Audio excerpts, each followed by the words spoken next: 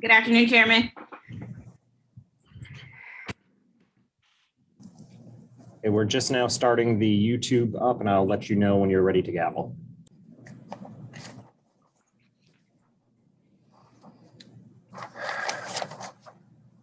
And you are now live on YouTube. This is a B-track hearing.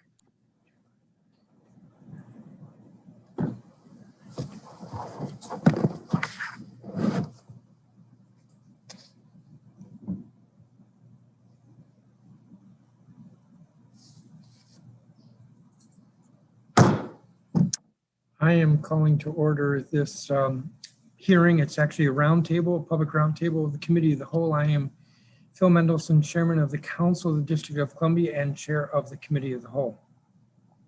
Today is Monday, May 10th, 2021. The time is 2:10 in the afternoon, and we are conducting this hearing virtually it's being broadcast live on the Zoom video conference platform, which is accessible through www.chairmanmendelson.com live. Again, www.chairmanmendelson.com/live, and it will be posted to the council's website, the council's main website, either later today or in the next day or two. The subject of this hearing is the Department of Consumer and Regulatory Affairs handling of vacant and blighted properties. The purpose of this roundtable is to receive testimony and to ask questions of the Director of the Department of Consumer and Regulatory Affairs on the agency's handling of vacant and blighted properties, particularly properties located at 3644 13th Street, 2900 Military Road Northwest, 2920 Ontario Road Northwest, 2910 18th Street Northwest, and 1000 C Street Northeast. Vacant and blighted properties such as these have myriad negative effects on the surrounding area, including reductions in the value of nearby homes and increases in crime. As such, it is imperative that DCRA effectively classify vacant and blighted properties and have violations abated promptly. The record in this matter will be open for a week. That is, it will close at 5 p.m. on May 17th, 2021. The Committee of the Whole will be having a hearing later this month on the same subject, but we are inviting A and C commissioners to testify at that hearing. We've been joined by Councilmember Janice Lewis-George, who is, of course, a member of the Committee of the Whole, and Representative Ward 4. At least one of these properties is in Ward 4, but I suspect there are at least a couple other vacant properties in Ward 4. In fact, I know there are many. So Councilmember Lewis-George, if you have an opening statement. Thank you, Chairman. I'll keep it short. Thank you for calling today's roundtable, and thank you, Director Chopper, for making time to speak with us. Yes, one of the properties is in Ward 4, and that's 2900 Military Road Northwest. And according to DCRA's vacant property map online, 2900 Military Road is considered a vacant property and has been in the system for 2 years. The owner also owes over $1,700 from a notice of infraction levied in fiscal year 2019. On this property in particular, I'm interested to hear why it has only received a vacant designation rather than blighted, particularly given that it's had a chain link fence up around it for some time. My team has heard from the community about this property and is glad it's getting special attention today in today's roundtable. Beyond these that particular nuisance, that property, there are particular nuisance properties I'm hoping today's roundtable can shine a light on what's broken within our housing code enforcement system. Why do properties like these stay vacant and blighted for so long, and what we can do to get them fixed faster. My staff hears from community on a daily basis about properties that are quite obviously vacant and blighted. They're impacting dozens of neighbors and communities, and it makes no sense. Why is this something we can't fix? And so again, we will be going through some of those properties. So again, I want to thank Chairman Mendelson. I thank you for convening today's roundtable, and I look forward to the discussion. I'll be in and out because of some other meetings, but my staff will be monitoring what's said in hopes to continue partnering with your office to find a resolution for these and other properties in need of repair. Thank you. Thank you, Councilmember. Director Trump, I understand you have a statement. If you want to give that statement. Thank you, Chairman. Good afternoon, Chairman Mendelson, council members and staff. I am Ernest Trapper, the Director of the Department of Consumer and Regulatory Affairs, DCRA. I am here this afternoon to discuss how vacant and blighted properties are handled in the District of Columbia. As you know, the district taxes vacant and blighted properties at a higher rate in order to incentivize owners to bring their properties back into productive use. Vacant properties are taxed at a Class 3 rate of $5 for every $100 of assessed property value, and blighted properties are taxed at a higher Class 4 rate of $10 for every $100 of assessed property value. Given the value of properties in the district, these amounts add up quickly. DCRA performs vacant and blighted property inspections based on complaints from residents. Once a complaint has been lodged, whether it is through our website, 311, or information we have received from an ANC or council office, DCRA sends an inspector to determine whether the property meets the classification standards set forth in DC Code. Once a classification or reclassification has been made, the property owner has the right to appeal the classification. Assuming the property owner does not make an appeal or the appeal is denied, the classification is sent to the Office of Tax and Revenue, OTR. OTR then begins taxing the property based on this classification. Mr. Chairman, as DCRA has communicated to your office previously in writing, over the past year, DCRA and OTR both implemented new technology to simplify the communications between the two agencies. In early December 2020, it was discovered that the technology transitions, during the technology transition, that some information regarding the classification of vacant and blighted properties was not being properly transmitted and or received. Since that time, both agencies have been in collaboration to ensure that our systems are properly communicated to address the issue. Any properties that should have been taxed at the Class 3 or Class 4 rates but were not will be charged retroactively, therefore no revenue will be lost. Once a property has been classified as either vacant or blighted, the owner can apply for one of 5 exemptions provided by the law.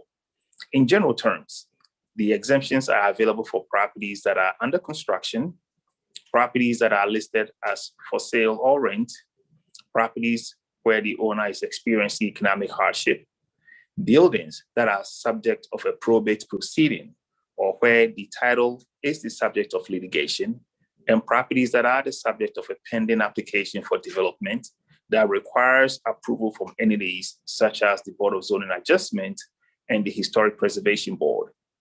Assuming the property meets the criteria for a specific exemption, DCRA will grant the exemption.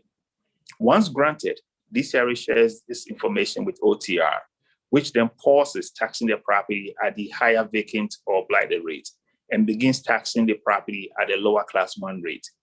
The lower tax rate remains in effect until the exemption has expired or has been revoked. To prevent vacant and blighted property owners from trying to take advantage of construction exemption, DCRA aims to conduct an inspection within 90 days to ensure that renovation activity is underway. If DCRA discovers that construction activity has not taken place, the exemption is revoked. DCRA also targets properties where a stop work order has been issued and remains in effect, as this would halt construction and therefore make the terms of a construction exemption impossible to meet. While DCRA has these verification practices in place, the DC Code does not require DCRA to actively monitor every exempted property. Therefore, we are not resourced to perform this task, which means that a small number of property owners intent on gaming the system have the potential to succeed. Switching back to the inspections DCRA conducts, the term blighted often gets thrown around casually, but the law is quite specific about what actually constitutes a blighted property. While there's a strong case to be made that the criteria for a blighted property should be less stringent, we are policy implementers, not policymakers. Unless and until the law is changed, DCRA must follow the law as currently written. I would like to switch to some legislative changes that DCRA believes would enhance the district's handling of vacant and blighted buildings. But before I do so, I want to share some numbers. Since October 2019, DCRA has performed 11,617 vacant and blighted building inspections. In addition to inspecting and classifying properties, DCRA also issues notices of infraction to property owners who fail to register and maintain their vacant and blighted property. To date this fiscal year, we've issued nearly 600 notices of infraction, which carries fines totaling up to almost 1 million. I will note that our abatement team has conducted 546 abatements on vacant properties so far this fiscal year, producing 308,000 in special assessments and liens. This high volume of work is thanks to our full-time vacant and blighted properties team and the resident inspectors we utilize to expand our inspection capability. To suggest that DCRA's vacant or blighted buildings is anything less than robust is unfair and inaccurate. With that said, there is always room for improvement, which is why DCRA is working with the mayor's office on some legislative changes that we hope will be introduced sometime this year. Broadly speaking, there are 3 areas we are focused on. The first is a district-wide vacant and blighted property census that would focus on verifying the classification of vacant and blighted properties currently in our system and proactively identifying new properties that meet the criteria. The second will loosen and simplify the criteria for blighted properties. And the third will clarify OTR's role in publishing accurate and timely information about the tax status of vacant and blighted properties. When the legislation is finalized and put forth by the mayor, I would ask the council to consider it with an eye toward how we can work together and be solution-oriented, as in the end, we all share the same goal. As I conclude my testimony, I also want to note some of the improvements we've made to our vacant buildings program over the last couple of years. Previously, when a vacant or blighted property was reported to DCRA, it took an average of 38 business days before an inspection of the property occurred. That number is now down to 4 business days. We have also sped up abatement, ensuring that when we get a call from firms about a building where a fire has taken place, our team can be out there the same day to board it up. We focused on transparency, moving from static documents to an interactive dashboard that allows the public to view the district's full universe of vacant and blighted properties in near real time. We've upgraded our inspectors' equipment so that classifications can be made from the field instead of having to be done at the office, which has increased the number of inspections our inspectors can conduct.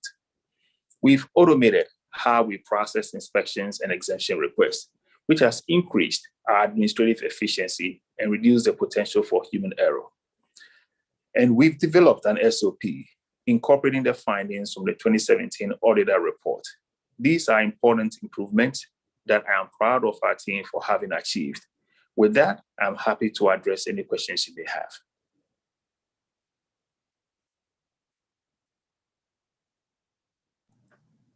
Thank you, Director Chapa. And if you put us on a 10-minute clock.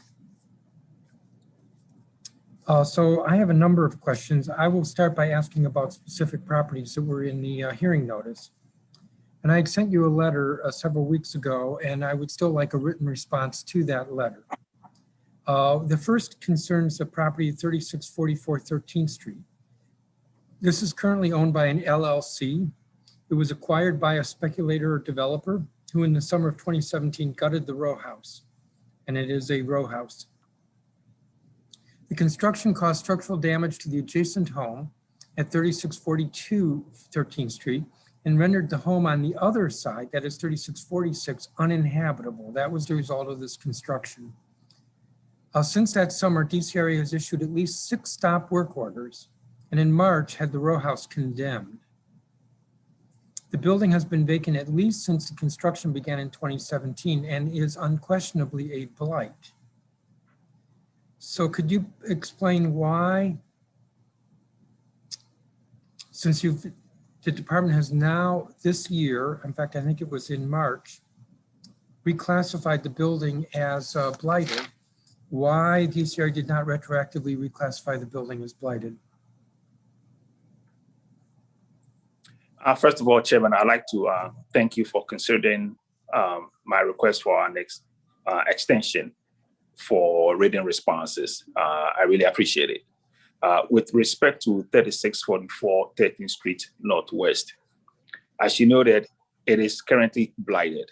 And I would like to provide just a timeline of some of the events to provide a full Don't update. use up all my time, please, in that way. My question was, why has it not been retroactively reclassified as blighted? I would provide the direct answer to that. At the same time, I think the timing is important. March 2018, it received an initial determination of blight. 2019, construction exemption was inaccurately approved based off a human error in our permitting system, land management system. That error has been addressed now. July, construction was performed at the property and found to be class 4 blight. January 27, 2021, DCRA erroneously reclassified their property as class 1 for the second half of tax year 2019 and tax year 2020. Who did that erroneously? Sorry? Who did that erroneously? DCRA. And then in March 2021, a certificate of condemnation was placed on the property. I share this information with you based off what we've gathered so far. And the overarching message here I'm going to interrupt you because you've used up 3 minutes of my time. Looking at the history of that property, it is currently classified as class 4 blighted, but for last year, 2020, it is classified as class 1. In 2019, the first half class 1 and the second half class 3.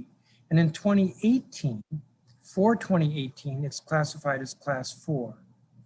Why has it not been retroactively classified as class 4 blighted for all of those years? It's only been classified class 4 by your agency as blighted in 2018 and 2021. And Chairman, the answer is simple. To make an informed decision, it requires us to do research and surface information that had been put into the system. As we speak today, we've gathered some preliminary information, which is the timeline that I've provided. So the answer to your question as to why the blight status has not been backdated or why it's not been taxed at the higher tax rates for 2020, 2019, and 2018 is simply a matter of process. We've notified OTR about the mistakes that happened with regard to the classification, and we'll be working with them to ensure that the higher tax Sure. Your agency has reclassified 3644 13th Street 11 times since November 30th, 2018. 11 times. In January of this year, that would be roughly 1.5 months before you move to condemn the property, condemn it, your agency reclassified it as class 1.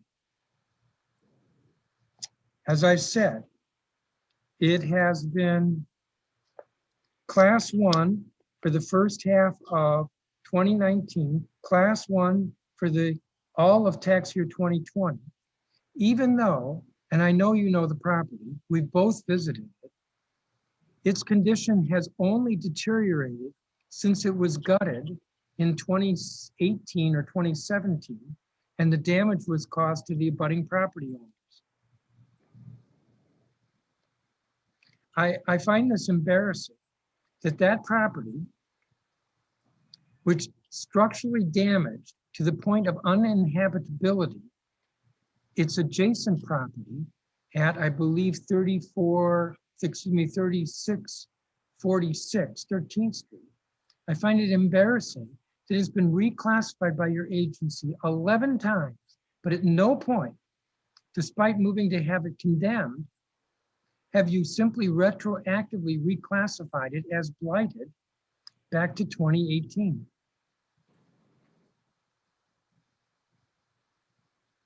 If you want, I'll move on to the next property.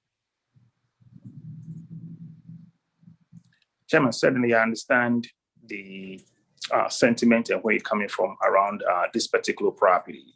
And there's no excuse for the errors that have been made, which surfaced based on some of the questions you asked and the research that we've done to ensure that it is handled the right way. What I'd like to share with you is that the back tax request has been made to our partner at the tax office, and we'll follow up to ensure that it is handled appropriately.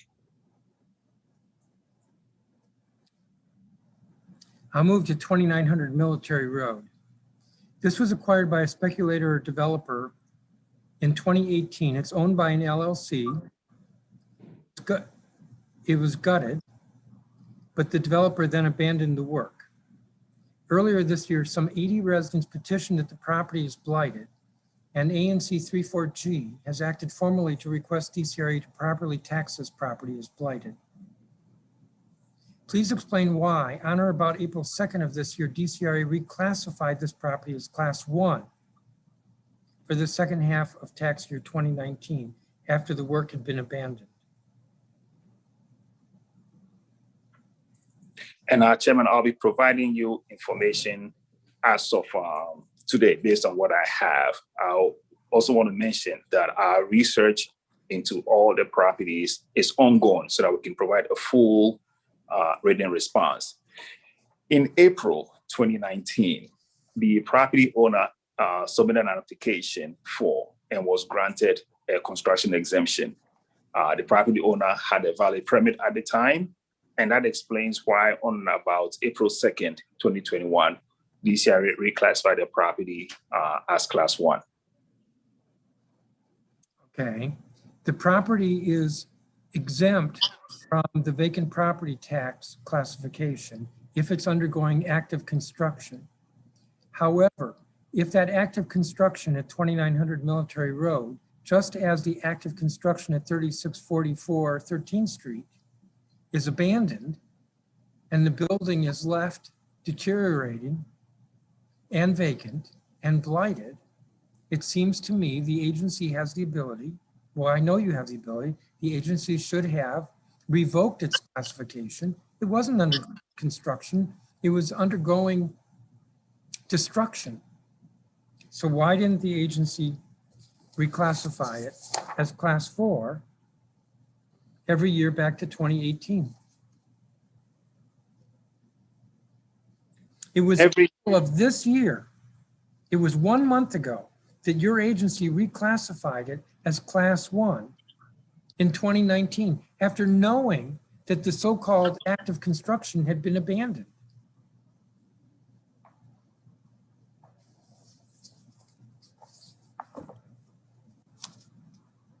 If you want, I'll move on. Certainly, Chairman. Although my time's nearly expired, I'll see if Councilmember Louis George is here. I'm here, Chairman. Follow up on my questions.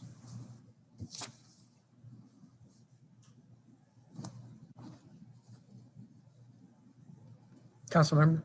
Oh, you ready? Okay. Thank you, Chairman. I wanted to understand, I guess, I mean, I'm following up on the Chairman's question regarding 2900 Military Road, and understanding what, I mean, I guess your answer to the Chairman is already the answer. Is there anything you would like to further add? How is this consideration, how is this considered an active construction site?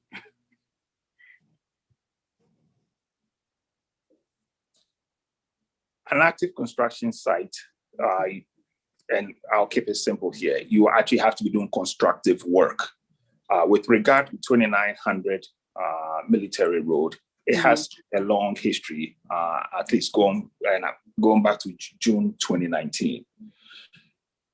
As I mentioned in my testimony, DCRA is now set up to be monitoring properties on a regular basis.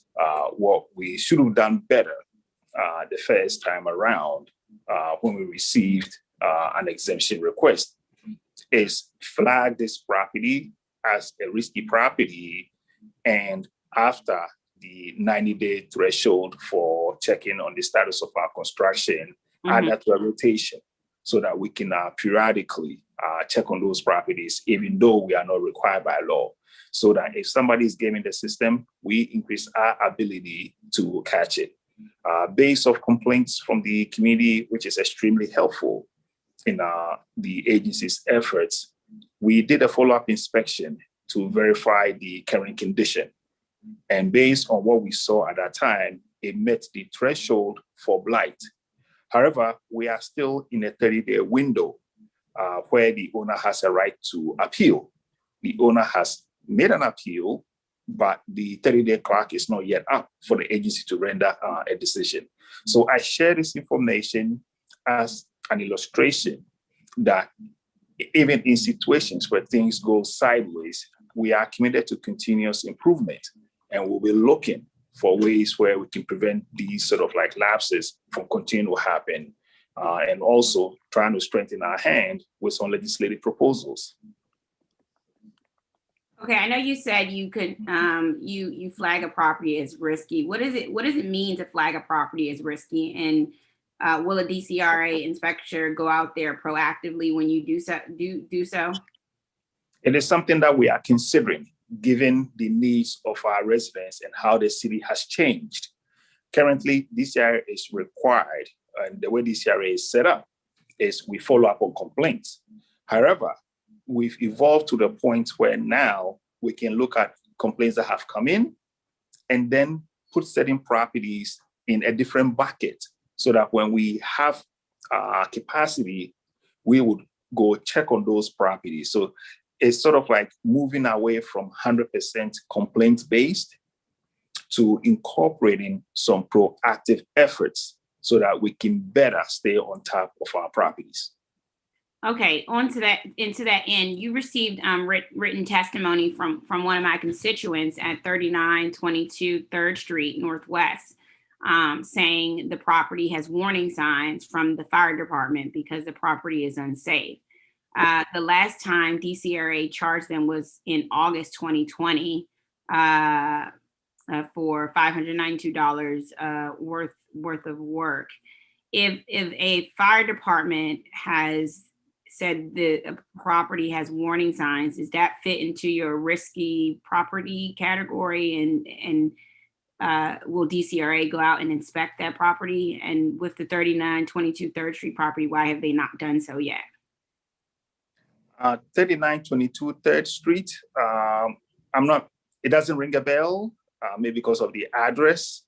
There are over 149,000 buildings in the city. So I'm sorry, I don't know 3922, but generally, anybody can file a complaint through 311 or online for DCRA to go check out the property.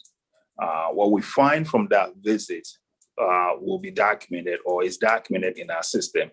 So as we think about how to take the vacant and blighted properties program overall to the next level, I think it's worthwhile for us to be considering proactive measures or the flags that I talked about as a way to get ahead of some of these issues. So I think what's happening here is that, we have property owners in Ward 4 that know they can have their buildings in utter disrepair without having DCRA proactively enforce basic safety and health code violations. And I brought these properties up. Community members have submitted testimony and have sent in requests to DCRA for a number of properties, and I also brought them up at oversight. But for example, 5732 5th Street Northeast has been in disrepair for over 6 years. There are rats, raccoons, vermin. I went out there living in the tall grass and debris at the front and back of the property. There's like a big sinkhole that has water, making it a mosquito heaven during the time. Doc Director, you've been to this property before, so you know what I'm talking about, and you understand the property owner is not fixing the issues and will not fix issues affecting the neighbors. Yet, according to the OTR records, you have only come to this property once in October 2020 for maintenance charge and charged them $2,000 for the work. They owe $28,000 in taxes. However, this first half of 2021, they were only billed $1,676.33. And the violations have not been abated by the property owner or by DCRA. And so this morning, I got a call from a constituent about this property, letting me know no abatement has happened. The grass is up to their knees. And we've been out to this property. You've been out to this property. Why hasn't DCRA come out to this property to abate the issues and appropriately fine the owner for the violations? All right, I think it's important to clarify a few things here. I could very well have gone to a property, but I really don't remember. I visit properties all the time, so it's impossible for me to remember which specific building. But if I visited a property, then it was because of concern, which we generally have when we receive complaints. At the same time, as you mentioned, steps have been taken, enforcement steps have been taken within the confines of the law. A fine was issued, and that is one of the enforcement tools available. An inspection was done, which is one of the compliance tools available. Special assessments potentially have been made, and that is the process available to DCRA. I would imagine neighbors will just want the property returned to productive use as quickly as possible. I share the same goal, and I know you share the same goal. At the same time, DCRA is not a repairman. So based off the complaints we receive, we try to address as many situations as we can. What I'd like to do, if that's okay with you, is make note of the property and see if there's anything else that we could be doing allowable under the law. But it's really challenging to address every single property complaint in terms of what customers really want. I know they want abatement. Well, I mean, this has been an issue for 6 years. This is going on 6 years here. So, and you've all been out to the property, and they've only gotten one violation apparently throughout this whole entire process. So basically, DC is just footing the bill.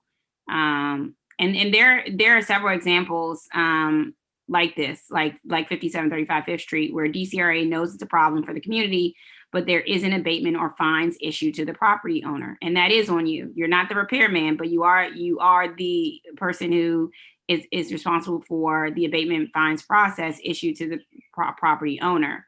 So we have several properties we brought to your attention already before where nothing has happened again. In addition to this one, 1343 Randolph Street Northwest has the same issue. And we brought that to your attention, and it's still there. And 5413 7th Street Northwest is another blighted property that's been in the system for over 5 years. The owner, Helpful Investment, has a pattern of listing the property to avoid paying vacant rate taxes. They owe $25,000 in taxes, and they also have the same issues: tall grass, vermin, an issue.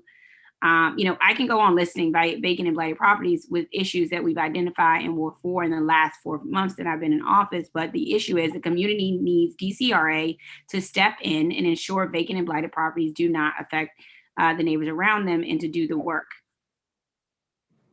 Sure, I hear you. And I think we could use your help in setting expectations from the community, so at the level of frustration is managed. You mentioned a couple of properties, and I'm sure my team is making note of that. We have tools online so that residents can figure out what has happened. They don't need to talk to a bureaucrat. We issue fines. I mentioned my testimony. We've issued over 600 just this year. We've done 546 abatements. These are not numbers that don't have a human impact. It's improved the quality of life of our residents. So if we want to see more abatements, yes, let's partner on how we can achieve that. At the same time, we have to inform our residents. The property owner is the primary party that is responsible for repairing their properties, not the city. And DCRA has limited resources to repair our properties. It is frustrating, I know, when our residents are calling on us for help. At the same time, we are making the best use of the resources that we have available. And a crucial area is the abatements that we've done by our abatement team. 546 abatements of vacant property just this fiscal year. over 300,000 in special assessments and fines that we've assessed. Listen, I hear you on that, and my time is up, so I'm going to give it back over to the chairman. But I'm saying that residents have used the tools that are on the website. Commissioners have used the tools, but the issues have not been abated, and that's where we are. So it's not that they're not using the tools; it's just that once they do that, the issues haven't been abated. All right, thank you for the feedback. Thank you, Councilmember. There'll be another round if you want it. I don't want to detract from the concerns that the council members raised, because abatement is important, and the eliminating these nuisances is important. But my focus here is on the functionality of the office. And I believe that the office is not functioning properly. It's dysfunctioning. So let me go back to 2900 Military Road. 2900 Military Road was acquired by a developer. The developer gutted the house, began construction, presumably with a building permit, and presumably got an exemption from the vacant property tax. All that seems legitimate. But 4 years later, looking back, what we see was a speculative developer who was unable to complete the work, that the construction was bogus because it was abandoned, and the community is left with a vacant or blighted building that's not being used. Putting aside the fact that it's a vacant and blighted building that's not being used, that it is a,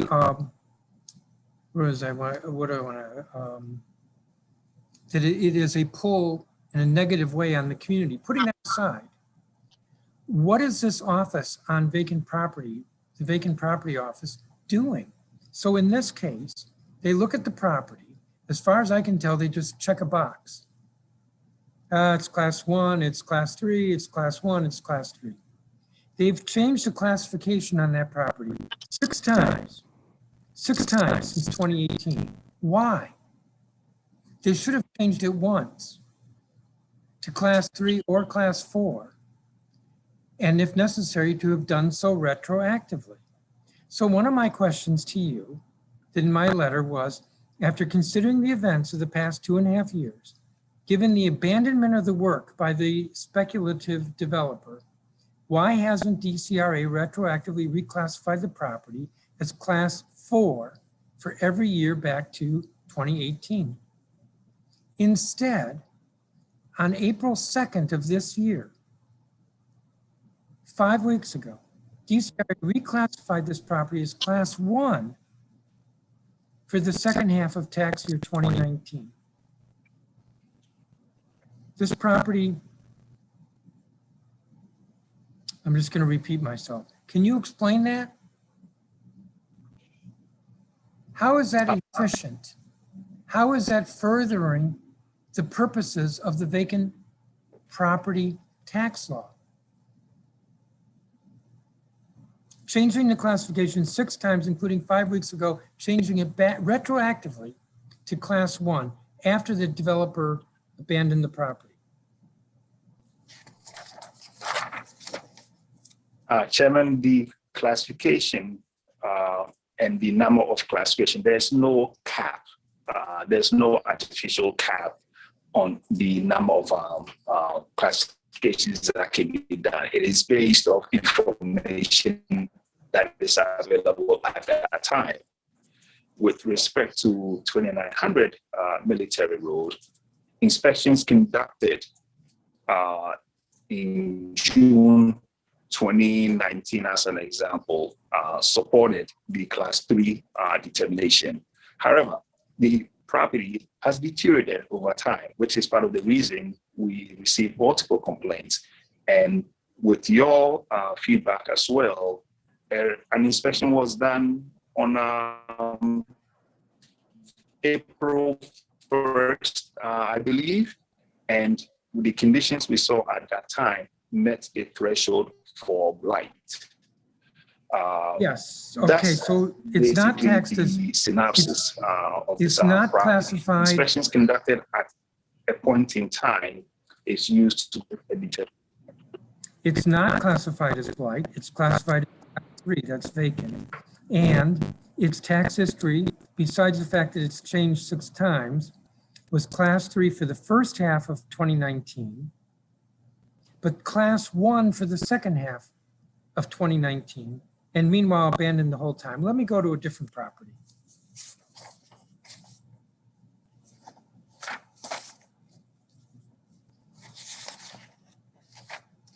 In just a second.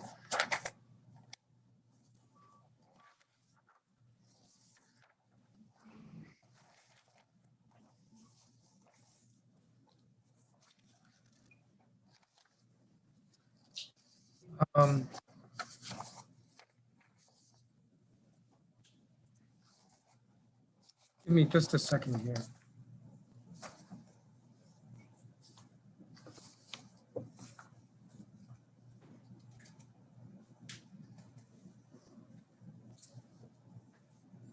Let me go to 1000 C Street Northeast. This was identified by the DC auditor in a report, September 2017. It has a history going back a couple decades of being vacant. News Channel 9 did a report on the property in November of 2020. The tax classification for that property has been changed by your office 31 times in the last 10 years. Why?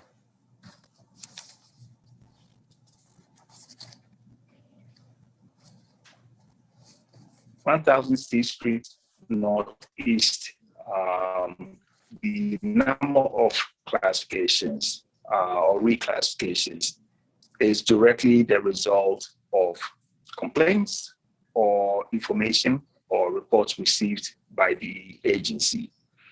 So I can have a member of my team look into each 31 case, but generally, the inspection result is the basis for the classification. As far as the RIPTAC decision years ago, and the findings in the audit, those findings have been incorporated into our standard operating procedure. So for example, if somebody says a property is occupied, they will have to help us understand the basis for that. We simply just don't ask for utility bills. We look for a certain level of usage, whether it's like on natural gas or electricity, and that represents in the vacant building program. I guess maybe you could just send an utility bill, but now you have to do more than that to substantiate the occupancy or tenancy by somebody. Mr. Director, I'm getting a whole lot of discussion, but it really isn't getting at the heart of the matter. This property has been vacant for over 2 decades. It has been the subject of news reports. Either your inspectors are incompetent and can't classify it correctly, or else your inspectors are not doing something right. Now, why would I say they can't classify it correctly? Well, let's just pretend that the owner is correct and that the property is not vacant. Then why is it that repeatedly your inspectors have determined that it's vacant? Let's just say that the owner is lying and that your inspectors are correct, that it is vacant. Then why is it that your inspectors have repeatedly changed the classification to occupied? It can't be both. And yet for 10 years, your agency has been going back and forth, whether it's class 1 or class 3. The fact of the matter is that except for 6 months in 2011, this property has been taxed at the class 1 rate. Except for 6 months in 10 years, it's been taxed at the class 1 rate. Now, in your March 31st letter to me, you stated the property was taxed at the Class 3 rate in 2018 and 2019. That would seem to be inconsistent with what I just said. As best I can tell, however, on or about August 17, 2020, that's last August, that's less than a year ago, DCRA classified the property as Class 1, not Class 3, for tax years 2018 and tax years 2018 and 2019. And it was not until March 30th of this year, after my March 24th letter to you, that the property was reclassified retroactively to Class 3. So you wrote to me on March 31st, you said the property was taxed at the Class 3 rate, but in fact it had been at the Class 3 rate for 7 days. Please explain, because it would appear that DCRA has misrepresented this matter to the council.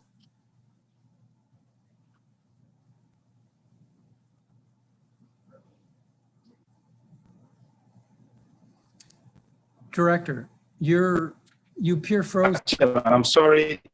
Your internet is unstable. You have the perception that something has been misrepresented. That is far.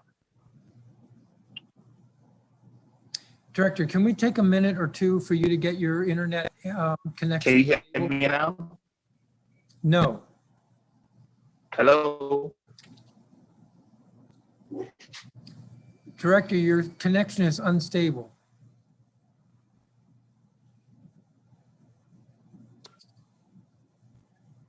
Hello? I heard you say hello. Have you corrected your Let connection? me try something else.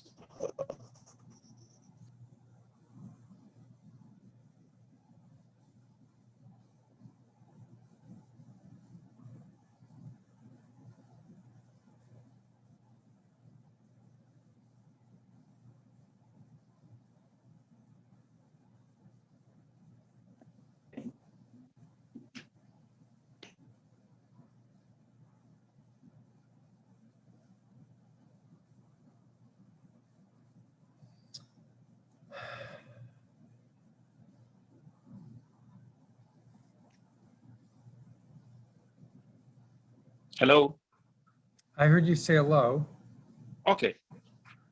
All right, Chairman, I think it's should be better. I mean, I just checked my signals and maybe something went wrong somewhere. But coming back to your question about this particular property, if I recall, it was why hasn't it been taxed retroactively, or why had there been so many classification changes? This property in particular, as you're aware, some of the history has gone through RIPTAC. The owner has in fact admitted not living there, but needs that space. And that was part of the factors that went into RIPTAC's reversal of our decision. As far as I can tell, RIPTAC reversed your decision only once, and in their decision, they said that quote, DCRA had no clear answer to the commission's questions, unquote. Yeah, and that was because RIPTAC was asking for how the agency made a determination using the criteria of having furniture in a living space, how much utility had to be consumed. And that was several years ago. But why wouldn't you have an answer? Okay, if it was several years ago, then that only explains 1 year, several years ago. There's 10 years where this has been taxed as Class 1.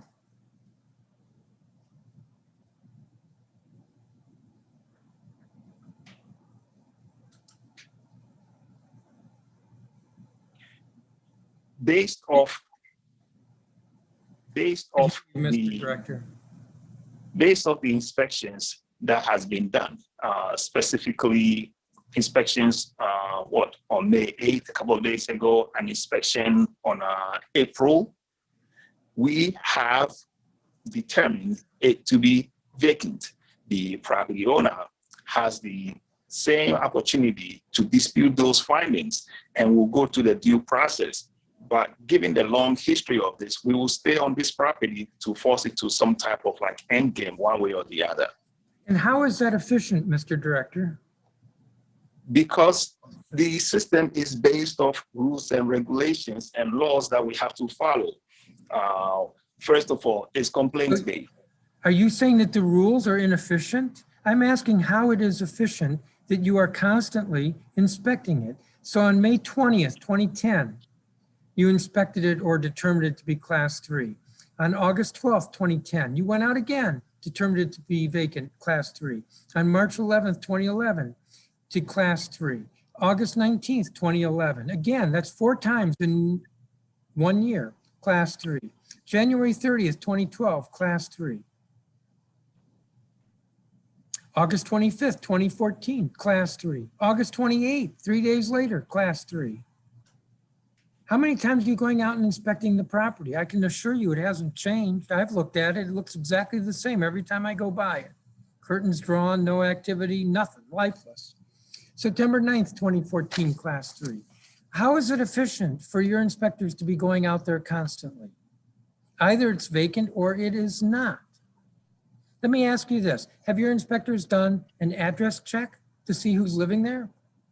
Have you gone to your real property records, not real property, to the rental data records to find out if the owner has got, is registered as a landlord to be renting it to anybody?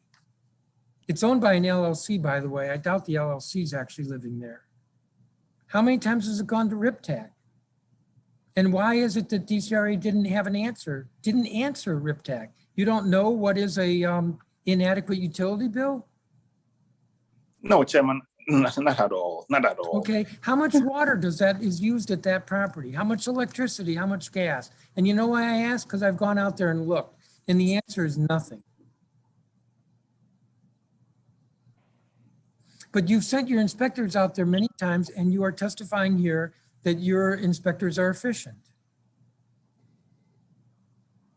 Chairman, there are lots of things that we can talk about in terms of efficiency measures. I am not disputing some of the claims you are making around the vacancy of this property. I'm not.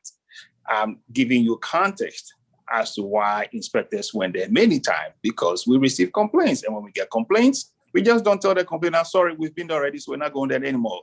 We respond to the complaints. The property owner also provided utility bills that met the threshold. Now, we know that some property owners are intent on gaming the system, and we look forward to working with you to tighten those loopholes that allows them to get away with things like that. Well, if they're gaming the system, can you share with me the utility bills that the owner has provided? There are a lot of things that I've asked my staff to research in preparation of the official response to your letter. As many information as we can gather, we will gather so that we can formulate a response, and things that I can vet and ensure that it is consistent with the way we approach things. I'll share that with you, Chair. Okay, well, let's see. The auditor in 2017, this property is not new to your attention. In August, her 2017 report, the auditor said, the owner submitted only one utility bill, and it showed low/no usage, out of compliance with DCRA requirements. And yet when RIPTAC, that's the Real Property Tax Appeals Commission, questioned DCRA on what basis it said that the property was vacant, as far as I can tell from the order, DCRA was a no-show. Excuse me, how's that efficient and how is that effective? And how is that furthering? You know, there's a Twitter account on this property. There's a neighbor, I don't know who's been running a Twitter account on this property for years because it in the neighborhood is such an annoyance, as well as the government being a joke with regard to identifying and taxing this property as vacant. So why is it that you wrote to me that the property was classified as class 3 for tax years 2018 and 2019, when only 6 months earlier you had classified it as class 1, and you corrected that after I wrote you? Isn't that misrepresenting to the council? Chairman, I provide you with information that is available at the time. we've been doing a lot of research on these properties. The fact that neighbors are upset, I understand. The reality is that neighbors are not overly concerned about the steps required in government, due process, appeal rights, property rights. None of that is part of their decision making, and it shouldn't be. However, for DCRA to make a decision, we have to factor those things in. At the end of the day, at the time of inspection, what is observed becomes the basis for decision making. And that's what happened here.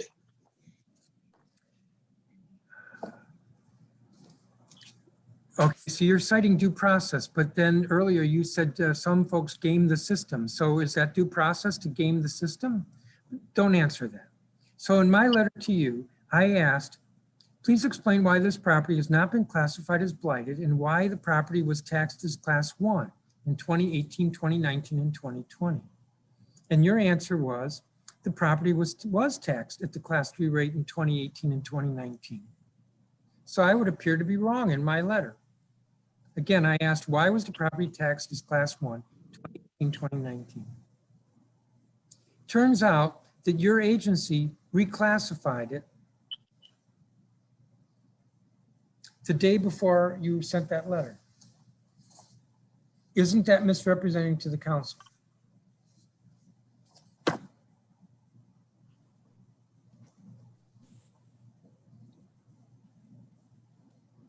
Chairman, we are not intent on misrepresentation, not appropriate, and conduct business.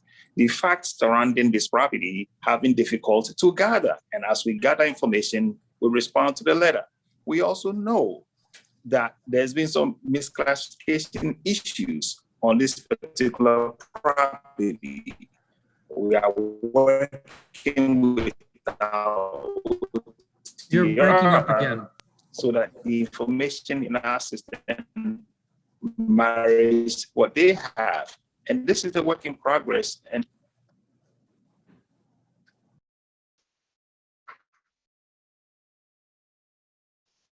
yeah, I think this can be some of the limitations of technology. Director, your connection is unstable again. If you don't mind, Chairman, let me add a charger. Okay. 1 second, Chair.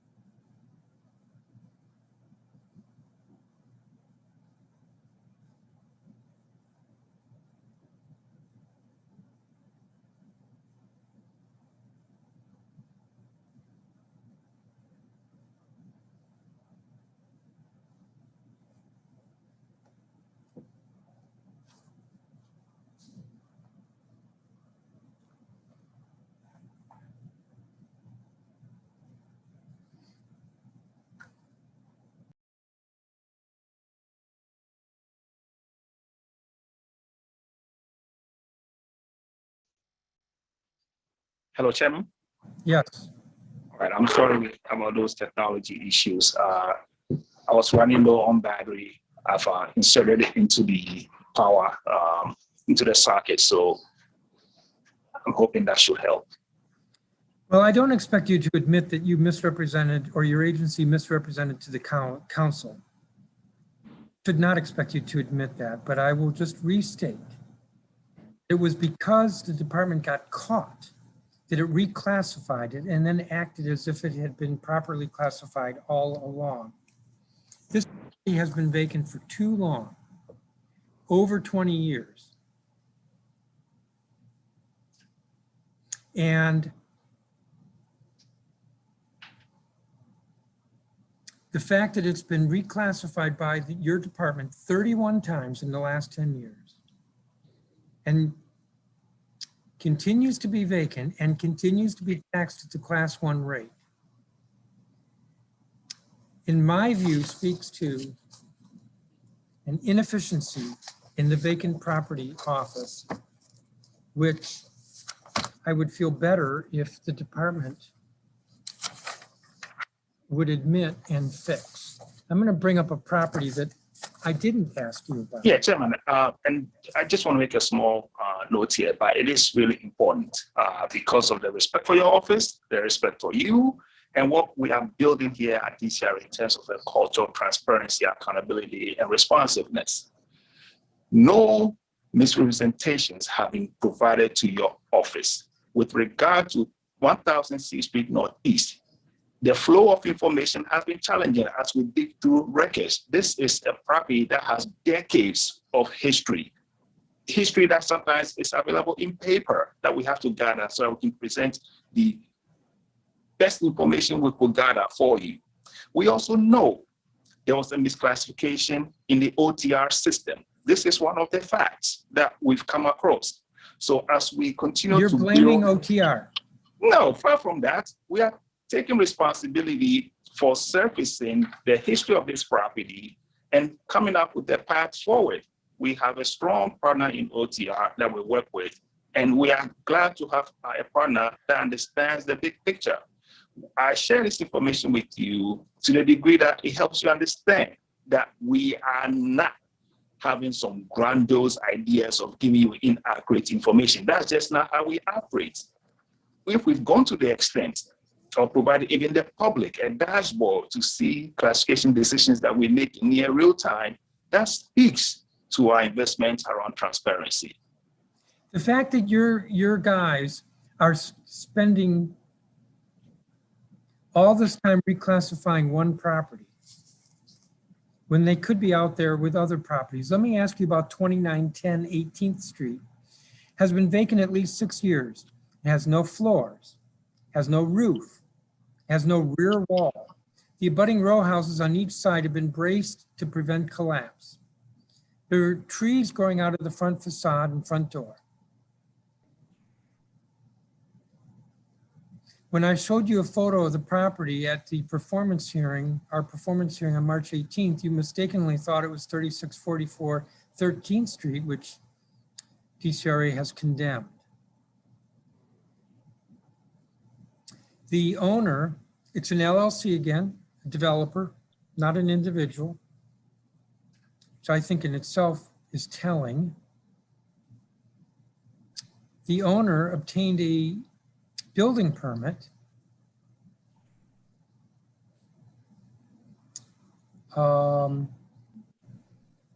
building permit was issued on February 5th, 2020, which presumably would justify the an exemption from the class 3 rate or class 4 rate.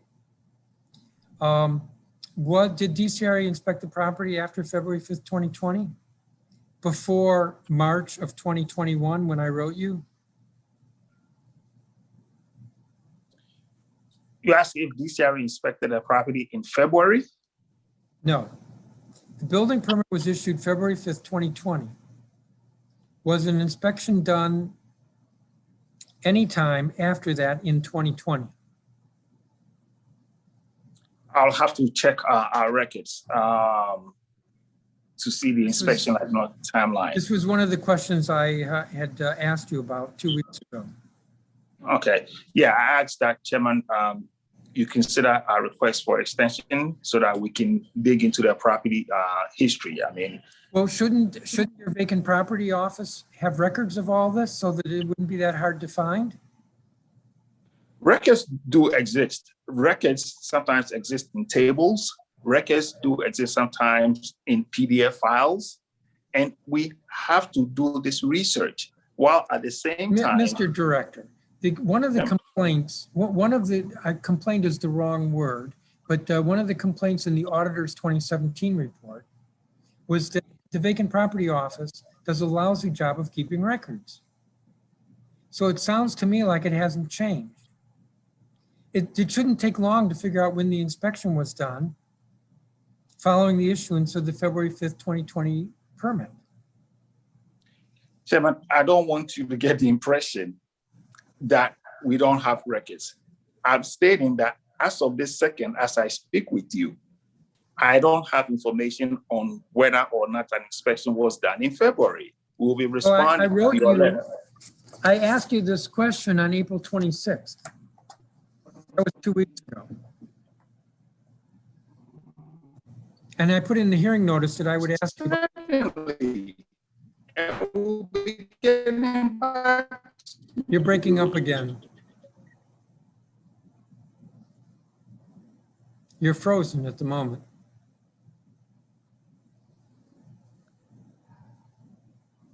At the same time, I want to give you factual information. Nothing is Director. changed on my end. Trust me, nothing is changed.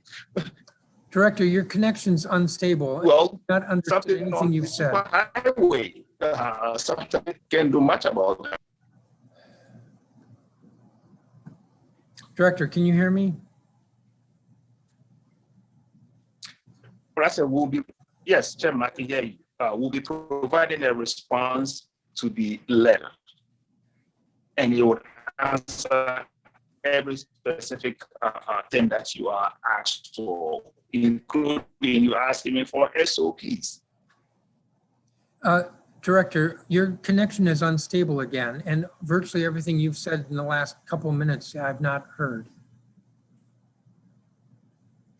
Do you hear me, Chairman? No?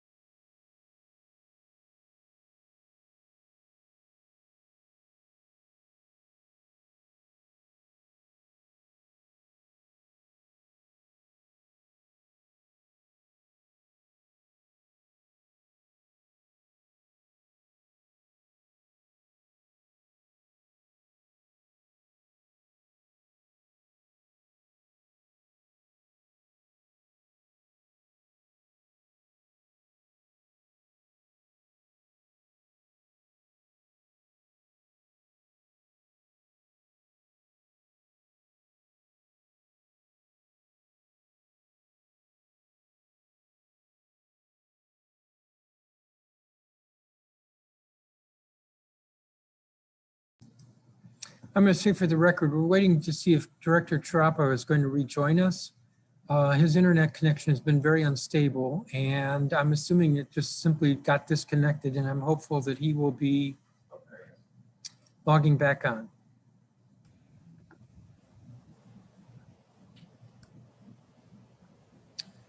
Director, I can see you. Can you hear me? Yes, Chairman, I can hear you. I switched devices so that it's purely on Wi-Fi now, and hopefully that would work better. I'm sorry, our connection got interrupted multiple times. All right, so I was asking you this. DCRA's policy is to conduct an inspection within 90 days of approving a construction exemption.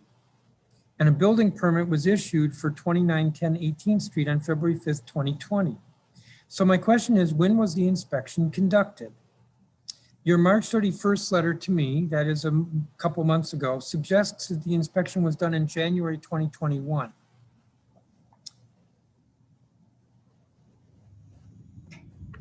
Now, I think you said that that's one of the things you were researching, and I was saying, well, doesn't your vacant property office keep records?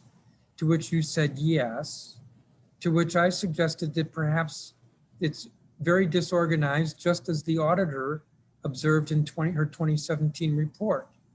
And you were defending the agency, but it should not be hard to find out. Presumably there's a file on 2910 18th Street. Should not be hard to find out when the inspection was done. So when was the inspection done? Chairman, when we go into our system, we can put in the address and pull up inspection records. That's the fact of the matter. As we did in this conference, I don't have our permitting system open up and our inspection systems open up to go check on every single inspection that have been done on this particular property. So sorry, I can't tell you what happened in February or January, but we do have these records. In fact, you can even go to Scout Online and put in an address and see. So That's true. So the fact that you can't find when the inspection was done suggests that there wasn't one done. So the building. I don't want to say that speculation, Chairman. Well, but the LLC was issued a permit. Again, not an individual, not a homeowner, but an LLC. That's a company, a limited liability company. You know that. An LLC was issued a construction permit and as a result was given class 1 tax status, didn't have to pay the vacant property tax rate for this building with no roof, no floors, no rear wall, and bracing the abutting properties so they don't collapse. And they did no work. Because if you go out there, you'll see no work has been done. They did no work. And evidently, DCRA did not go out to see that no work was being done, that the building permit was bogus. Chairman, I don't want to speculate, but if my memory serves me right, and I want to hold the reservation to fact check that, some work was done around waterproofing and our membrane, and the DCRA inspector actually went out after that permit. So again, let me just check with my team so that when you are getting the written response, you have a timeline and it is clear rather than me trying to go off memory on one particular property, even though yes, it was going to be the subject of this hearing. It is not humanly possible to memorize every single activity per address. Well, the questions that I asked in my April 26th letter to you were all seeking information that should be readily available, like when was an inspection done? Or why was, in this case, 2910 18th Street, again, no roof, no rear wall, no floors, and braced to keep the abutting properties from collapsing. Why was it on February 12th of this year reclassified as class 1 for last year? Why was it reclassified on March 19th of this year as class 1 for the first half of this year? Do your inspectors keep records of their decisions and the basis for their decisions? Absolutely, Chairman. Okay, well then it shouldn't take long to give me that answer. No, it doesn't. This is all relative. If we stop everything we are doing to address a particular question, yes, the answer will be immediate.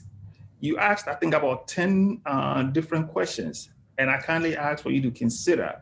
I asked about 4 properties, each one of which I'm going through in turn here at this hearing, and I think it's pretty obvious that these properties are glaring in not only their condition, but the failure to classify them properly to create the pressure intended by law to get those properties back into use. The whole point of the vacant property program is to use the tax rate as a financial incentive to get the property, get the owner, in every one of these cases, a speculator, an LLC, to get them to put their property back into use. When 3644 13th Street is allowed to languish for 4 years with the abutting properties on one side structurally damaged and on the other side uninhabitable, the government should be doing something about it. And instead, that property, only last month did you move to condemn it. And I have to go back in my memory, but it has not been taxed as blighted.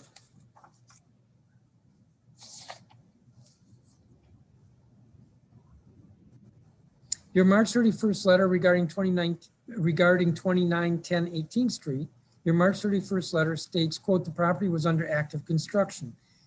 unquote. Please justify this statement since the current situation evidences the lack of any construction ever.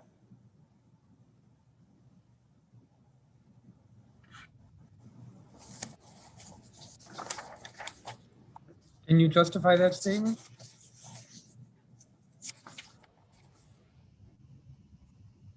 When work is being done, when somebody has a permit to do a certain piece of work, we monitor that. In this example, if I recall correctly, an inspector went out and saw some waterproofing work being done. In hindsight, we should have demanded more because yes, while there was work, it was not really constructive work. It was work to protect the investment and to prevent water damage. So this is one of the lessons learned as we look at use cases or examples that have been brought to our attention, that for something to be signed off as construction for the purpose of an exemption or a lower tax rate, the threshold should be higher. Director, the department has the ability to retroactively classify properties as vacant or blighted. This property is blighted. There's no question about it. It's a threat to public safety, among other things. The department has the ability to retroactively classify. Why hasn't the department retroactively classified this property as class 4 for every tax year back 6 years? The department has reviewed and determined that it should be classified as blighted. We agree on that. Well, it hasn't been, other than July 1st, 2017, until June 30th, 2018, other than those 12 months, it's never been classified as blighted. Never classified. Maybe I shouldn't say classified, taxed, because I'm looking at the tax records here. Thank you for making that distinction, Chairman, because we are on the classification end and the tax office is on the tax. Are you blaming OTR? We work together. Whenever you hear OTR, you get the impression of some blame. Far from that. That's not the way DCRA works. We accept the responsibility of coordinating across several agencies when an issue is not within our domain. That is expressly mentioned in our 5-year strategic plan. Director Trappa, either you're blaming OTR or you're accepting responsibility. This is what DCRA has done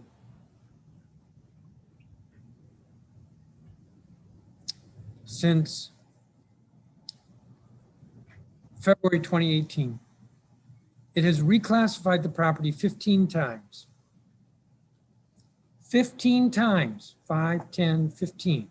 15 times it's reclassified it. The final result is that for every year but the 12 months I mentioned, it has never been classified as class 4.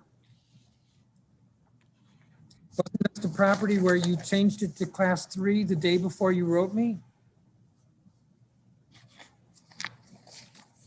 I'm getting my properties confused.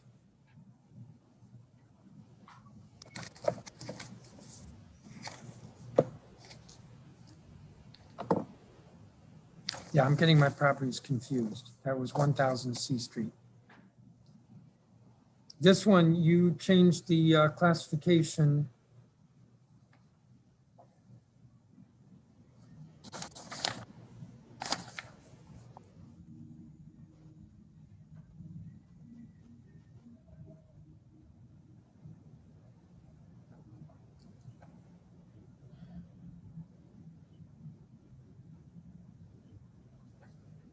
You changed it to class 1 on March 19th for the first half of 2021.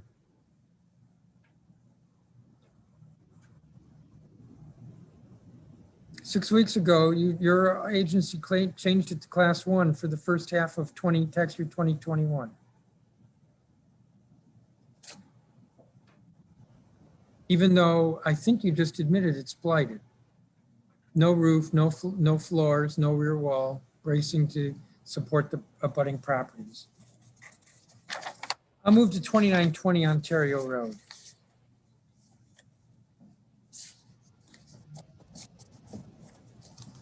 Let me just say that I'm reasonably confident that these five properties are not the only ones like it in the city. These fell into my lap. And in fact, I was notified by a resident of a vacant property in Anacostia that I'm checking into. And last week, my staff checked out a property in Ward 4 that I'm looking into. So these are not like exceptions. It's very easy to find these properties, these examples. 2920 Ontario Road is a 24-unit apartment building that has been vacant at least 10 years. One neighbor told me it's been vacant for 40 years. Portions of the brick parapet are crumbled.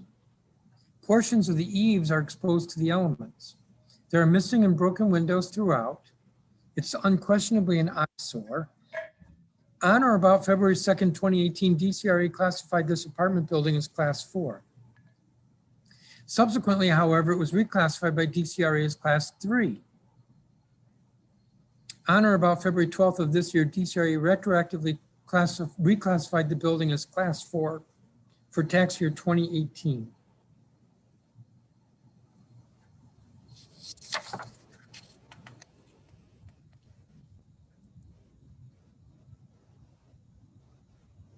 Why has this property not been Class 4 at any time? That's not correct. 6 months in the last 10 years, it's been Class 4. Why hasn't it been Class 4 every time?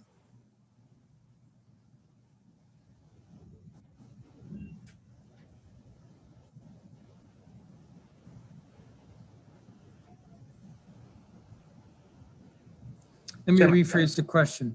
If the this is from my letter to you, if the building met the criteria for Class 4 on or about February 2nd, 2018, and no work has been done to improve for reuse the building since then, and further, given its current condition, as I've just described it, why did DCRA inspectors at any time since 2018 reclassify the building as Class 3, which they did 6 times?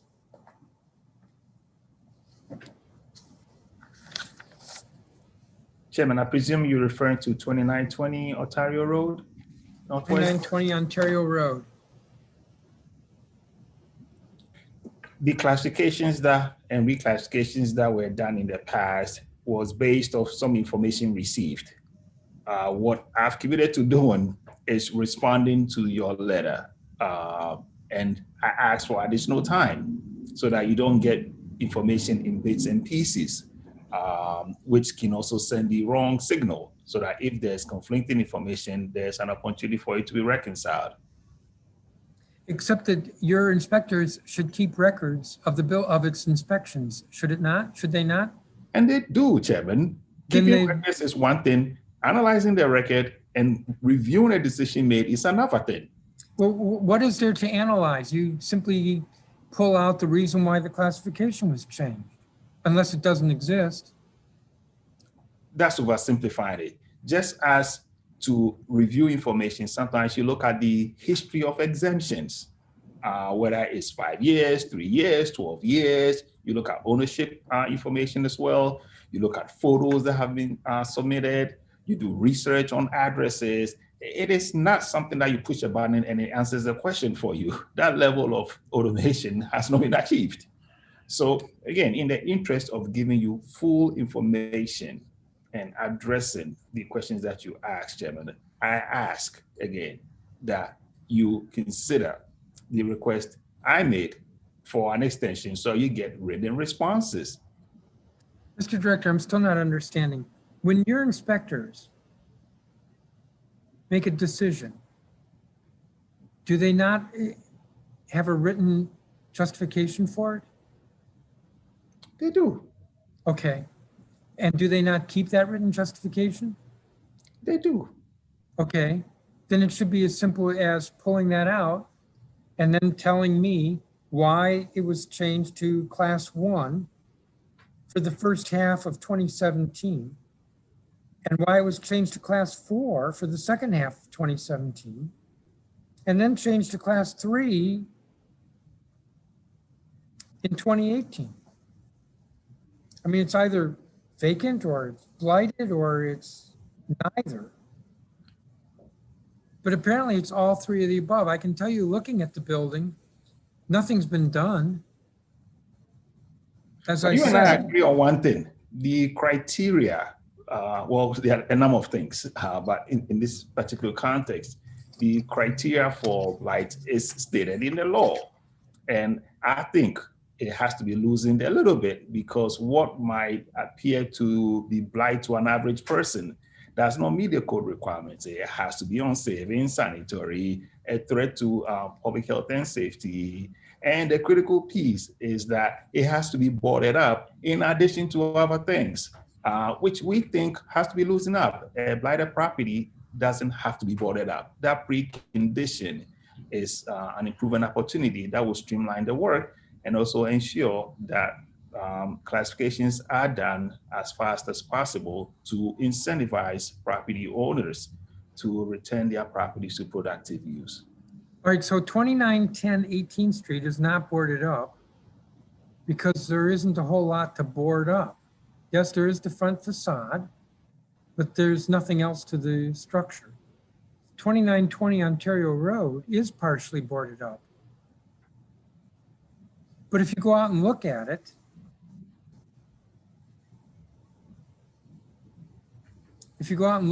as I said, part of the brickwork on the roof or near the roof has collapsed. The eaves, portions of the eaves are exposed. There are missing and broken windows. The brick parapet portions have crumbled. Would that not be unsafe or a threat to the health, safety, or general welfare of its immediate community?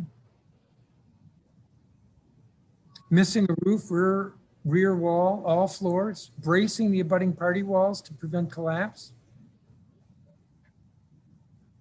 Wouldn't that be blight? I believe the maintenance standards require weather tight, which these properties are not. Secured against entry by birds and vermin, which these properties are not. Missing broken windows, which some of these properties have, except for 2910 18th, because it's missing a wall in the roof. Loose or rotting materials. So could you explain DCRA's interpretation of blighted, that these conditions did not meet 3644 13th Street or 2910 18th Street or 2920 Ontario Road? What am I missing here? I'd like to add something for you to consider, Chairman, here. Currently, we see the property as blighted. At the same time, one of the things in the auditor's report, back from 2017, when I wasn't even born yet, to now, even September 2020, when they make decisions, the auditor said we should consider the decisions they make as sort of like a guideline in how we make certain decisions here at DCRA. There's one that I want to share with you because my staff did the research.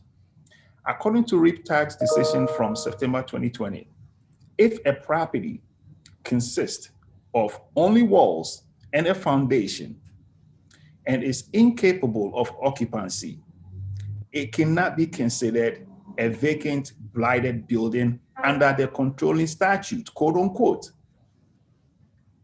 This is a signal that the issues around 2910 18th Street Northwest is far from over. DCRA has classified it as blighted. The owner has been notified, but I can also see an appeal going to RIPTAG, and then they will have to make a decision whether this meets that threshold or not. And I'm sharing this with you as illustrative of the kind of partnership that we have to be pursuing so that the statutes, the laws, and the regulations are in harmony to the evolving needs of our city and how DCRA can play a stronger and better role. What's the date of that RIPTAG decision? It was from September 2020. We'll get you the decision itself as part of the written response. And I share this Again, And as- what was the property? I'll get you the specifics. I'm just sharing with you part of the story and as part of the work we are doing to formulate a full-blown written response to you, because I know you're coming from a place where you want to see properties turn into productive use. We want to do the same thing too. I believe you do, but I don't believe your vacant property office does. 1000 C Street, it would be so easy to get the evidence that that's been vacant for 10 years.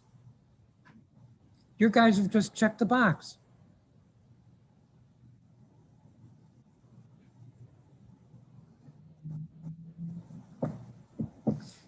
I'm impatient. Can you get me the, or give us the site for the RIPTAC decision?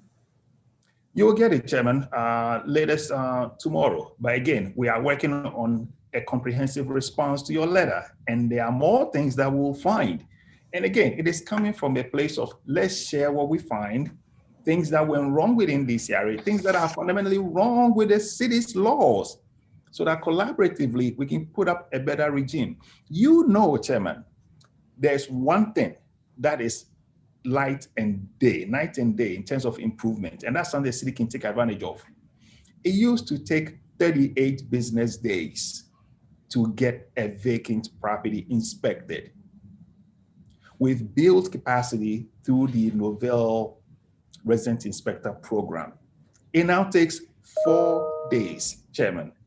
This means we can do more inspections. We can follow up more with properties. We can drive the system to hold owners accountable, whether it means a decision has to go to RIPTAC, whether it means it's an NOI that OAH will have to deal with, whether it means an enforcement action that we have to take in condemning a property. These are tools that we are better equipped today to deal with than previously. We still know we have a long way to go, but the men and women on that team, Chairman, are committed more than ever to deliver for residents. This is reflected in the over 500 abatements that we've done. This is reflected by the long hours that they put in on a day-to-day basis, dealing with classifications. Yes, and errors happen, human errors happen, but it's our job as management and my job as a leader to give them the tools necessary and the training necessary and the procedures to accompany all of that, so that the program overall continues its trajectory of improvement. And that takes time. Well, I appreciate that, but the auditor was told the same thing in 2017. Changes were being made, it takes time. And I don't see any efficiency in inspecting a property within 5 days if it's being inspected repeatedly and still not being classified properly, which is some of the properties that we've gone over this afternoon. Councilmember Lewis George, did you have any questions?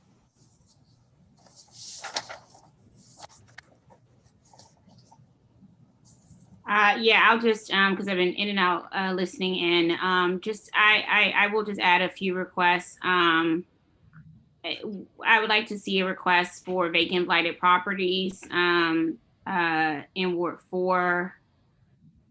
We can see the number of properties. We can see that, but we don't know where they are besides the neighborhoods. And then would like to see a request for retroactive vacant classifications. And then I want to follow up on some of the properties. The retroactive vacant classification for 22 Madison Street Northwest.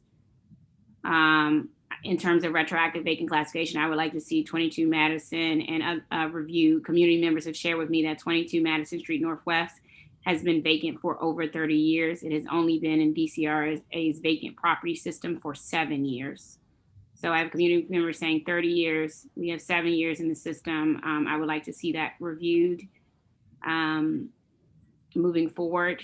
And then also the issues that we already brought up with 414 Shepherd Street Northwest. Also, I would like those to be, that to be updated as well. The other issue we have, this is 414 Shepherd Street. I will give that testimony over, but I received this form from a Ward 4 resident this morning regarding it. It's owned by a developer who cracked the foundation of neighboring home, which resulted in water damage to the neighboring property. And so every time it rains, it's more than $22,000 behind in property taxes. So I would like to go through that issue. At this point, from the questions and answers that the chairman has given, it doesn't seem like we're going to get answers today. So at this juncture, I would rather go through, give the list over and see if we can get some movement on those properties as soon as possible.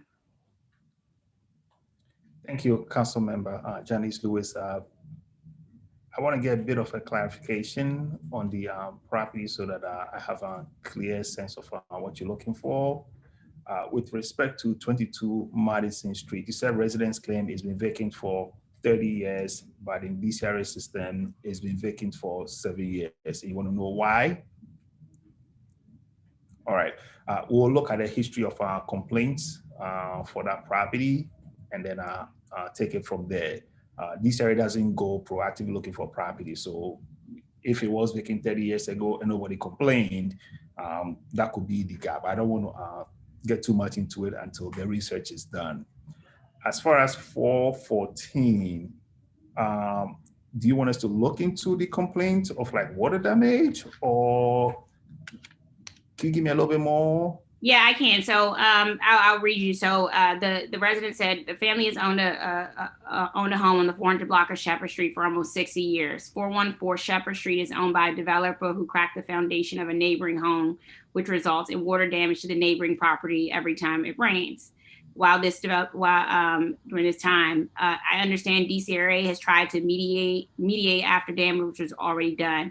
How can DCRA prevent this damage from happening in the first place? Is the question is asked. Going back to what the chairman highlighted, DCRA, in this sense, the issue is that the organization seems to have these trends.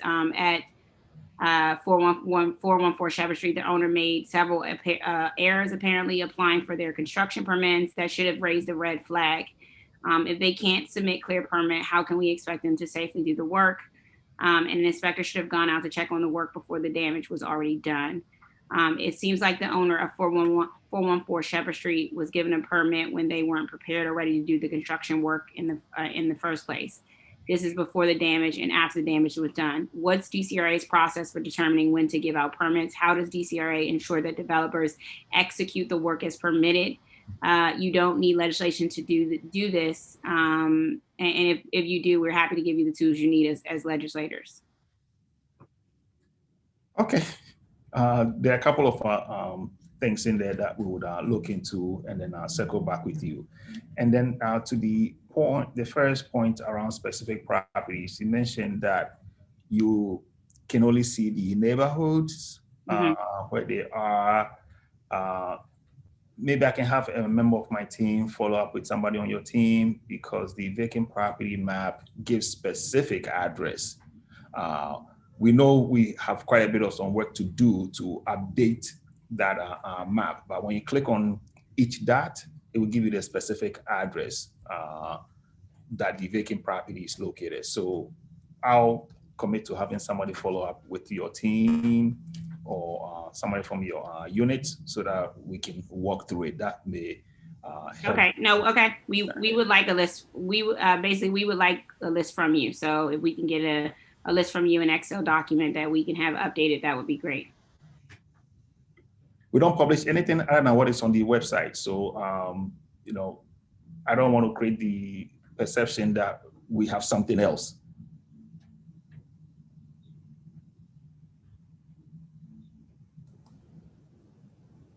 Council member? Well, I'm not. I was just trying to understand. We're asking for a list of the Ward 4 properties. So, you just said there's nothing more than what's on the website. So there has to be more than what's on the website there. So that's what I'm trying to figure out. What do you mean there has to be more than what's on the website, council member? So my constituent services staff is telling me that we have requested in the past already a list of vacant blighted properties in the ward and a request for those with retroactive vacant classifications, and we haven't received them. Well, I don't know if what's on the website can be sorted by ward. And I also don't know if it can be printed, but I've looked at the DCRA website and it does have a vacant property database. I don't want to say that it's flawless. In fact, I believe in my first letter to you on this issue in February or late January, I complained to you, Director, about how it wasn't user-friendly, that I had to log out each time in order to enter a new property. But so if it can't print a list, if you could do that for her, and if it can't sort by ward, if you could do that for her, Director? Yeah, certainly, Chairman. Thank you for that initial feedback. My staff will follow up with Councilmember George to figure out how we can support her. If we have to write a computer program, we'll plan for it. It may take a couple of weeks, but we'll get you what you need one way or the other. It's just a function of like timing. So rest assured, we'll get you what you need. We just have to work on it and give you a date certain. Councilmember, did you have any other questions? No, Chairman. Director, I was about to adjourn, but since this hearing began, I've been notified of 6 more properties that are vacant. I kid you not. I've been notified of 6 more properties. I don't believe this is a reality, Chairman. When I drive around the city, I see properties and I report it internally as well. Director, let's just take this one. Listening into today's hearing and the chairman's listing of misclassified properties, thought you might be interested in the nightmare back and forth I've been having with OTR about a vacant property next to my house. The property has been vacant since 2002, but goes back and forth in the tax/DCRA records. DCRA has been out probably 5 times to reassess. As I read that, I was thinking about our conversation about how efficient your inspectors are. DCRA has been out probably 5 times to reassess since I moved in 2019. In 2019, we got them to reclassify it as vacant. Then last fall, someone at DCRA or OTR, and I happen to know that it's DCRA because OTR does what DCRA tells them, randomly redesignated the property as residential again, despite no changes, and OTR says it has no record to explain the tax change. DCRA came back out last fall and agreed the property is still vacant. But for some reason, OTR won't update it in their tax portal. And I happen to know the reason is because DCRA hasn't notified OTR. As you'll see below, I've been asking OTR for when this would be updated since early December, over 5 months. The house is clearly vacant. The porch is falling down. Windows are open year round.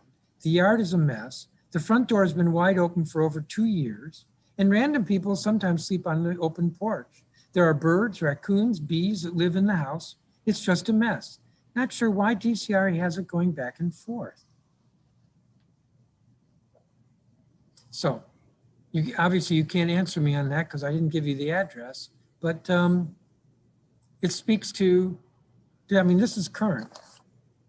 This isn't the 5 properties that I've been discussing with you for the last 3 months. This is brand new. I have no further questions. Councilmember Lewis George, you were done? Thank you, Chairman. Director, thank you for your time and your participation. So thank you, Chairman. As I indicated at the beginning, the record in this matter will be open for 1 week. That is, it will close at the close of business on May 17th. I'm just double checking that. On May 17th, 2021. The time is 3:53 in the afternoon in this